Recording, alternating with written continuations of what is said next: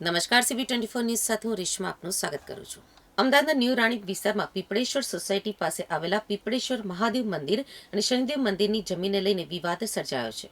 અમદાવાદના ન્યૂ રાણીપ વિસ્તારમાં પીપળેશ્વર સોસાયટી પાસે આવેલા પીપળેશ્વર મહાદેવ મંદિરની જગ્યા અને રેલવે વિભાગની બુલેટ ટ્રેન પ્રોજેક્ટ માટેની જગ્યા લેવા બાબતે બંને પક્ષો વચ્ચે વિવાદ સામે આવ્યો છે.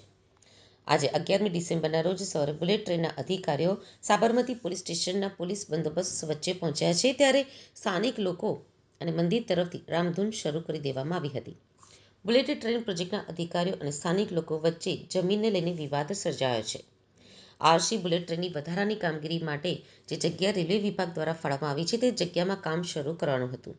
જોકે સવારથી જ આ જગ્યા પર રામધૂન શરૂ કરી દેવામાં આવી હતી, જેથી સાબરમતી પોલીસનો બંદોબસ્ત મેળવવામાં આવ્યો હતો. સાબરમતી પોલીસ દ્વારા માઇકમાં એનાઉન્સમેન્ટ કરવામાં આવ્યું હતું કે 10 થી 15 મિનિટમાં આ જગ્યા ખાલી કરી દેવામાં આવે. રેલવેની જગ્યા બુલેટ ટ્રેન પ્રોજેક્ટની કામગીરી માટે લેવાની હોવાના કારણે થઈને આ જગ્યા ખાલી કરી દેવામાં આવે, નહીં તો કાયદેસરની કાર્યવાહી કરવામાં આવશે. પોલીસની 5 જેટલી ગાડીઓ અને 50થી વધારે પોલીસ કર્મીઓની મદદથી હાલ આ જગ્યા લેવા માટે થઈને બુલેટ ટ્રેનના અધિકારીઓ સાથે ચર્ચાઓ ચાલી હતી.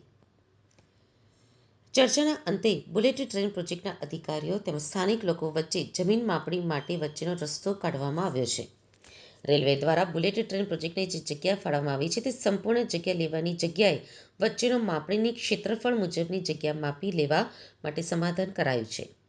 પોલીસ દ્વારા બુલેટ ટ્રેન પ્રોજેક્ટના અધિકારીઓ અને સ્થાનિક લોકો વચ્ચે જગ્યા ફાળવવાને લઈને સમાધાન થયું છે.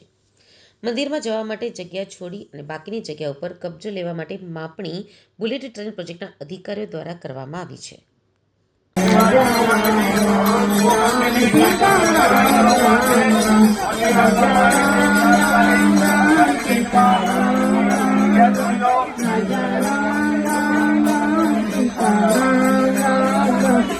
Jana